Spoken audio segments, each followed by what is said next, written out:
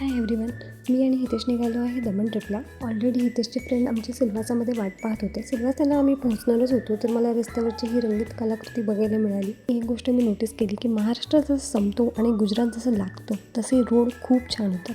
सिल्वासाला आम्ही 4:30 वाजता पोहोचलो आणि हितेशचे फ्रेंडसुद्धा आम्हाला मिळाले. सिल्वासामध्ये एक लायन सफारी आम्ही बघायला गेलो. थोडासा आम्हाला वेळ होता जायला दमणला, तर आम्ही मध्ये एक स्टॉप घेऊन लायन सफारी पूर्ण केली. खूप जास्त प्राणी नाही बघायला मिळाले, पण छान होते.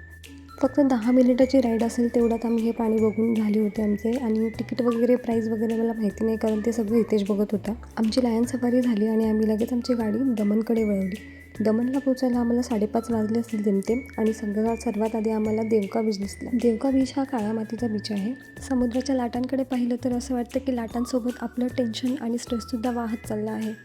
लगेच आम्ही हॉटेल बुक केलं आणि पुन्हा आम्ही थोड्या वेळासाठी देवका बीचवर आलो. ऑलमोस्ट आम्ही सगळं बंद होत आलं होतं, कारण ऑलरेडी आम्हाला खूप उशीर झाला होता.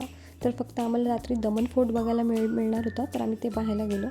तिथेही सगळं बंद झालं होतं. चर्च जो होता तोही बंद झाला होता. तर आम्ही थोडा वेळ तिथे थांबून फोटोज वगैरे काढले आणि पुन्हा मग आम्ही हॉटेलसाठी निघालो. तर हा होता आमचा first day of Daman trip. चलो बाय गाईज.